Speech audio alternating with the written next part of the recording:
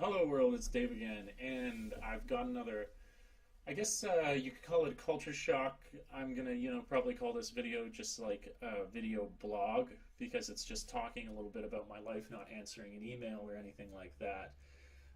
But it was a great experience, a unique experience, and so I'm trying to put out to people who come over to Japan and to work to embrace all this change and all these different things that you can be a part of when you come here. And this, in this case, was the chorus festival at one of my schools. I have two schools that I work at, two schools, and one of them, the year previous, they had invited me to actually sing with them, but then there was a typhoon, and so that portion of the chorus festival was canceled.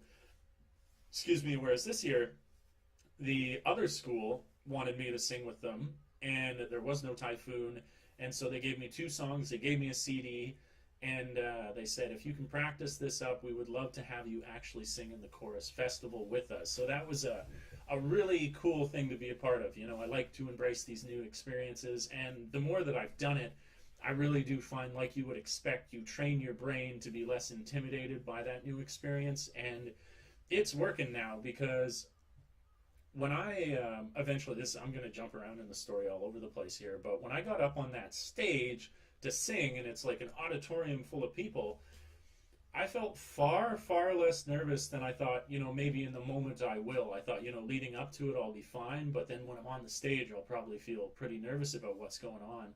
But I wasn't at all.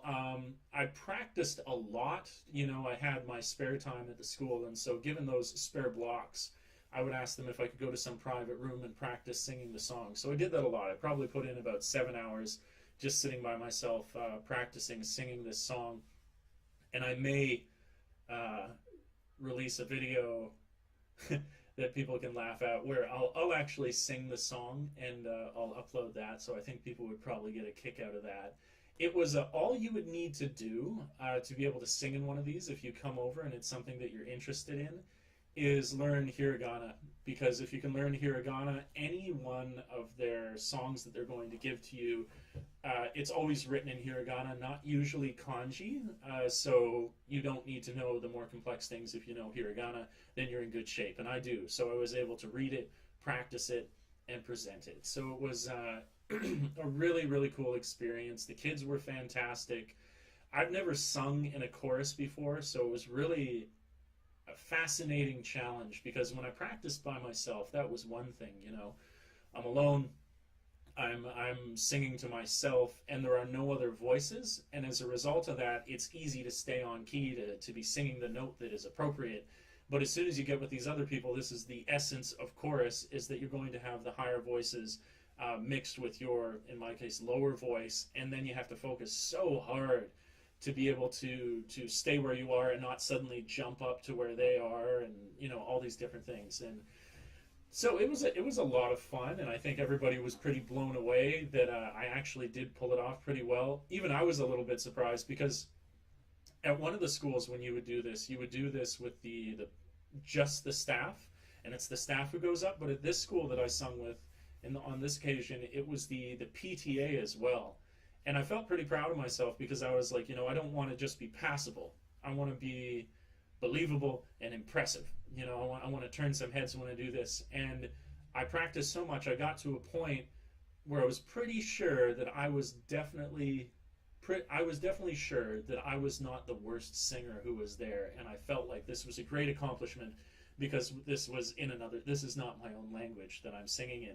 I definitely noticed, it was enough of a challenge in the first place to be singing in another language, to be singing in front of all these people. But then some of the members on the PTA, you could tell, had not practiced that much. So when I got out onto the stage and I'm there singing, the guy next to me was off time, and he was like rising out of the voice section, whatever we were, tenor or whatever we were. He kept screwing it up. So I got to saddle up, ride around on my high horse, where I was like, get it together, man. I'm a native English speaker, and I've at least practiced enough that I can do this basic act of singing, and here you are messing it all up. So I got to ride around on my high horse, like I say. Surrounding the day was like a couple of interesting things, funny things. I can preface this by talking about another little anecdote where I've been out to, whether it's a drinking party or an event with a bunch of other teachers before, and sometimes because there's drinking, and I will be taking part in that drinking, of course I'm not going to drive, and so occasionally I will, or on these occasions, I will get a ride from one of the other teachers. And when I've gotten those rides, it's usually from another male teacher who will be like, "Oh yeah, I'll give you a ride. Just hop into the car." And I always hop into the front seat. I think nothing of it, and I talk as much Japanese as I possibly can. And this time, just because we were heading out when we were, and I didn't know where the place was, one of the teachers offered to give me a ride to the chorus festival, but I thought I've known her pretty well. It's Okano Sensei, and she's a wonderful person. She's the nurse at our school. She's great. I've talked to her a little bit. I've been at this school for over a year. I'm coming up to 2 years that I've worked at the school. She offered to give me a ride, which was kind on her part, but we got out to the vehicles, and we're about to get into the vehicle, and she kind of awkwardly says, "Oh, back seat." I was like, "What? This is kind of interesting." So I was like, "Okay, I'm not sure what to think of this." And so I hop into the back seat, and it was a pleasant enough ride. You know, I was practicing my Japanese, and then when we're coming back, I asked again. I was like, "So back seat?" And she was like, "Yes, back seat." I was like, "Okay." So I got in the back seat, and I kept looking in the front. I was like, maybe she has a dog, and her dog sits in the front seat, and so this is an extra kindness where she's like, "Oh, I wouldn't want Dave to get dog hair on himself, so he shouldn't sit in the front seat," or maybe she had garbage up there at one point. I just couldn't figure it out.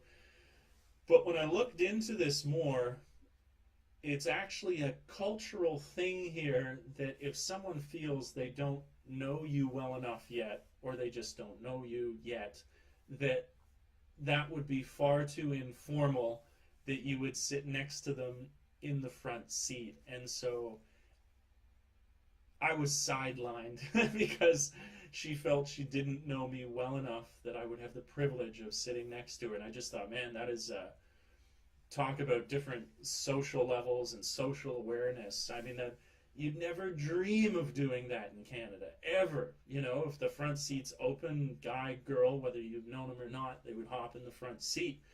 And I don't falter for it. There's the sort of thing I think of when I try and consider this situation is, with the guys, like I said, I've already been allowed to sit in the front seat with these guys, and they don't even know me that better, but it's just like a level of comfort where, they're just like, "Oh, it's another guy," and they don't think about it so much. But it definitely becomes something else when it's a female, because, like I said, there's this cultural awareness of this, you would only do that, have somebody sit in the front if you were that much more familiar with them. But if it's a guy, it probably means a little less because there's no chance of intimacy or that other level of things. And so you have that layer that she's already a woman, and so that's a statement now that she would have me sit in the front seat. But in addition to her awareness of it, and she's not ready to say whether she's that comfortable with me yet, although I'm a little burned in the fact that I've known her for over a year and spoke to her and been on amiable terms or whatever, but it still wasn't enough. But then you have not only her awareness of it, but you have the social awareness of everybody else around her. And so when we show up to this event, it wouldn't just be her personal feelings regarding me sitting in the front. In addition to that, it would be all the people looking at her as a female with the foreigner in the front seat. And so I like to think I understand why she might have done this. There's a lot of social pressure, and it's not just exuded by yourself, it's by everybody else who's aware of this social pressure. But completely new to me, I had no idea that was such a big deal. But I'm speculating that I think it's much more of a big deal when it comes to being a female than it would to be a male, just as evidenced by the fact that no other male has asked me to sit in the back seat. That's why this particularly took me by surprise, because this is one of the first times riding with a woman, and the first time that this has ever happened at all. So that was a funny story. So if you come to Japan and you're male or a female, maybe she would have done it with a female as well. I'm not sure. I don't know. But if someone does ask you to sit in the back seat, that is the reason. It's sort of they don't feel socially comfortable with you enough yet to have you sit in the front. And don't take it as a personal slight either. It's not meant to be offensive. It's just a stepping stone, and this is the way that their culture does it. It's not meant to be offensive. You know, the for the most part, the Japanese are an incredibly polite, considerate people. This is just one of those cool differences between my social background and their social background, you know, and I thought it was kind of cool to see something like this still occurring. Now something, you know, like I say, a year and a half into my experience here, where it shows that you can constantly be surprised. You can constantly be learning little details of the culture, and in no way have you discovered it all to have been here for as long as I have. And that makes me feel good, because you definitely, as you start to, you know, get in tune with everything here, at first you might be a little intimidated and you want the change to stop. You're like, oh, everything is different. But then you do quickly discover, if you're having a good time, that change is so exciting. And when it starts to diminish, when you have a diminished feeling of change, it's easier to get bored. And so I like that is that's still happening to me, that I can still have these experiences and be scratching my head and have to figure out what's going on. Other cool things, I definitely felt like, you know, it was cool for the kids to see that I went up and sang. We did 2 songs, went off without a hitch. It was really, really good. And I know that, you know, left an impression on the kids. They were like, wow, you know, the Ego sensei went up there and he actually pulled off singing. And so the grade 3 students invited me over to have lunch with them, and then when I was having lunch with them, we were just sitting outside of the auditorium or concert hall or whatever you want to call it. And, you know, at one point, one of them said, you know, do you mind if we take a picture? I was like, no, not at all. And this ended up being one of those cool, spontaneous things that I can't speak, that I've experienced over here, where every time I kept trying to hand my phone to somebody to take the picture and said, you know, do you mind taking this picture? They would say, oh, can I be in the picture too? Until, no word of a lie, I had basically the whole grade 3 class that had lined up for the picture with me, and it was this great spontaneous thing where I had never intended to have a picture with a big group of people. Not even the one person, but they asked me to do it, and then it resulted in this whole kind of class photo, which I thought was pretty good. And that I think I'll put as the thumbnail to this video. So that was pretty cool. It was a great experience. So I would say, if you come over here, you'll probably be asked to be at a school's chorus festival. But if you're feeling particularly ambitious and you've learned hiragana or want to learn, it's just another way to learn it. It would force you to learn pretty fast. When the school festival comes up, ask them if you can teach ask them if you can sing in the chorus festival, because I was lucky to have them invite me to do it, but sometimes they don't want to assume anything, and they're almost waiting for you to ask. So, you know, if you're feeling confident, ask them and say, hey, what about me singing in it? And then you could be a part of it, which would be I thought, a wonderful experience. And any sort of extracurricular thing that you do, it's sort of a no-brainer that is going to then further ingrain your connection with the school. You know, they'll see you less of an outsider. People will be more open with you. And even after, you know, coming up on a year and a half, I find that there's still plenty of room for that. Some people people naturally take longer and shorter periods of time to open up to you, but all of these things will sort of add on to the pile and will make the slower ones warm up more quickly, and the ones that do warm up to you initially really embrace you in the school. So it's just a great thing to do. Yeah, any emails, you know, I put my contact down there. This has just been kind of a blog of the experience that I've had. But if you have questions about teaching in Japan, fire off an email to me and I'll make a video to the best of my knowledge to answer your questions. Any questions about life, anything, you know. I'll make a video. We'll talk about it. I'll give some advice.